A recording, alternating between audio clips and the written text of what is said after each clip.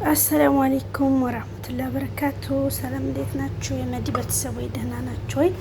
እንደምናችሁ እንደምን ከረማችሁ? እኔ ደህና ነኝ አልሐምዱሊላህ። እናንተስ እንዴት ናችሁ? ደህና ናችሁ ወይ?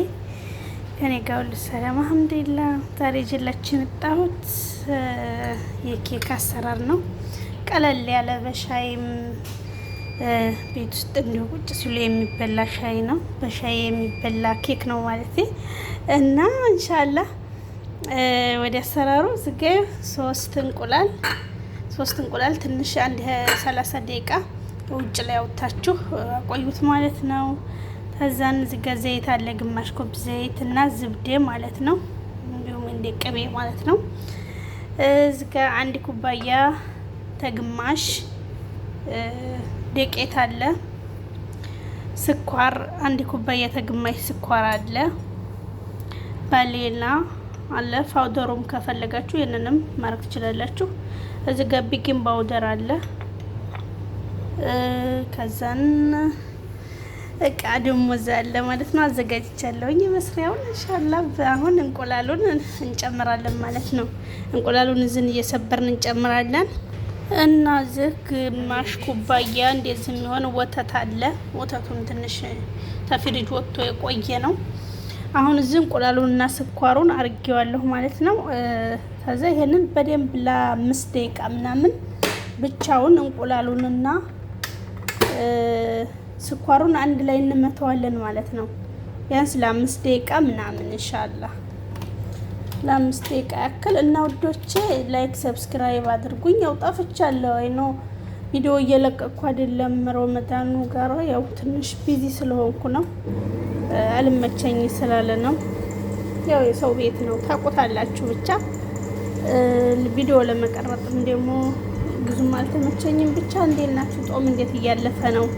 እና እንደዚህ በደንብ ለ5 ደቂቃ ያክል ስኳሩንና እንቁላሉን እንመተዋለን ማለት ነው ኢንሻአላህ።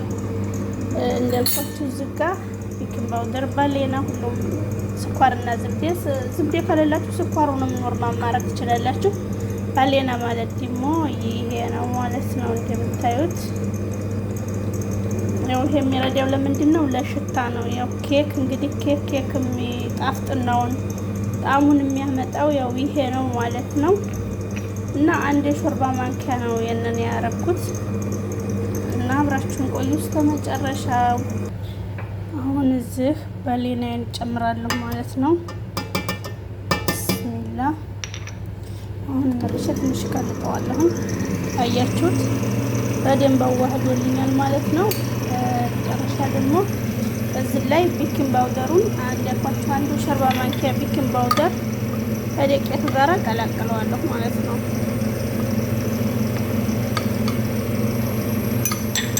ዱቄቱ ጋር ቀላቅለዋለሁኝ እና ቤኪንግ ፓውደሬን እንደምታዩት እዚህ ቀላቅል ያለሁኝ። እሺ በስተመጨረሻ ዘይታችን ዝብዴም ወይ ዘይቴ እንዲሁ ጨምራለሁ ማለት ነው።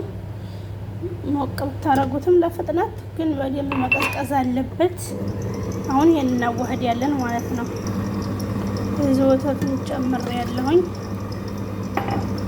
ወተቱን ጨምሬበታለሁ ማለት ነው። አሁን እዚህ ጋር በደንብ እንትን ብየዋለሁ ማለት ነው። ከዛ ዱቄት ነው የምጨምረው። እዚህ ቤኪንግ ፓውደር እና ዱቄቱን እንዳሳያችሁ ቀላቅለዋለሁ። ቶሎ ለመስራት እሞክራለሁ። ያው ሴትዮዋ እንዳመጣብኝ ማለት ነው። ሀቂቃ አላህ ከዚህ ከስቀቀን ያውጣን ማለት ነው። ወላሂ ከሰው ቤት ስቀቀን አላህ ያውጣን። የረመዳን የኸይር ወር ነው ኢንሻአላህ ያ ረቢ። አላህ ደግሞ ከርሞም ምህኔ በሀገራችን የምንጾም ያድርገን ደግሞ ያ ረብ፣ ከሰው ቤት አውጥቶ ማለት ነው። ሀቂቃ በጣም ብዙ ነገር መስራት እየቻልኩኝ ግን ደግሞ ያው እሷን በመፍራት በቃ ያኔ ቤት ውስጥ እኔ ምንም ሳልሰራ ከስራ ትመጣብኛለች እና በቃ ምንም ሳልሰራ እና ለዛ በቃ ቪዲዮ መስራት አልቻልኩም። በጣም ብዙ ነገር የሚለቀቅ ብዙ መስራት እየቻልኩኝ ግን ያው በድብቅ ስለሆነ መስራት አልቻልኩም። እና ውዶች ላይክ ሰብስክራይብ ማድረጋችሁ እንዳትረሱ።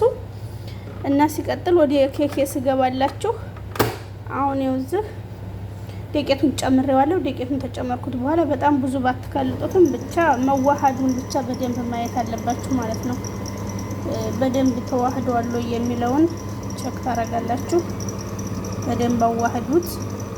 ከዛ በተቀረ በጣም ብዙ እንትን ማለት የለውበትም ማለት ነው። ምክንያቱም እንቁላሉ ምናምን መጀመሪያ በደንብ ስለተመታ ማለት ነው። እና ደግሞ ያው ረመዳን እያለቀብን ነው። ሀቂቃ በጣም እያለቀብን እየሄደብን ነው። አላህ ኸይሩን ነገር ያንጣልን። እስቲ አሁን በደንብ እናዋህደው እና እንደዚህ ውት ቆንጆ አድርጌ አዋህጀዋለሁ ማለት ነው። አሁን ውት በጣም ቆንጆ ነው ኢንሻአላህ። እና እንደዚህ አድርጌዋለሁ ማለት ነው። ቀይቱ ትንሽ አነሳ አትላቀርም፣ ግን ደግሞ ችግር የለውም። እና ከዛን አስተንትን ብላችሁ ታበቃችሁ በኋላ እንደዚህ ትንሽ መታ መታ መታ ታረጉታላችሁ ማለት ነው እንዲስተካከል። እና ኢንሻአላህ እስከ መጨረሻው አብራችሁን ቆዩ። እስቲ ደግሞ በስሎ ሲወጣ ደግሞ ማሳያችሁ ይሆናል ኢንሻአላህ። እሺ ውዶቼ ኬኩ ደርሷል። እንደዚህ ይቅርታ ትንሽ ጥየው እጄ ከታች ቀንበር ብስሚላ ውትውቱት ከታች ትንሽ ቀንበር ብሎብኛል። ብቻ ምንም አይልም። ያው በሻይ የሚበላ ስለሆነ እስኪ ልቁረጥና ላሳያችሁ ማለት ነው ደግሞ ያለውን ነገር እና እንደዚህ ቆርጬዋለሁ ማለት ነው። እንዴት እንደሚያምር ሀቂቃ በጣም ቆንጆ ኬክ ነው። ትንሽ ቀንበር ብሎብኛል፣ ግን ችግር የለውም። ያው ትቼው ሂጄ ነው ማለት ነው። እንግዲህ የሮመዳን ስራ አይደለ ታውቃላችሁና ትንሽ እንጂ ሌላው በተቀረ በጣም ቆንጆ ኬክ ነው እላችኋለሁኝ። እና ስሩና ሞክሩት።